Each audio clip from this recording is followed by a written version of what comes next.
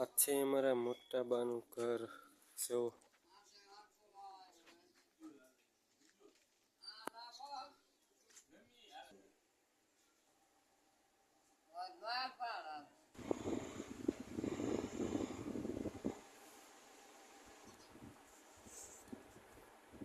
કેમ છે કાકા માની?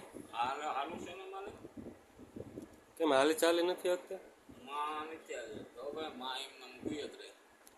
કેમ ઊભા નથી થઈ શકતા? હાલી ચાલી શકતા એવું કાંઈ નહીં?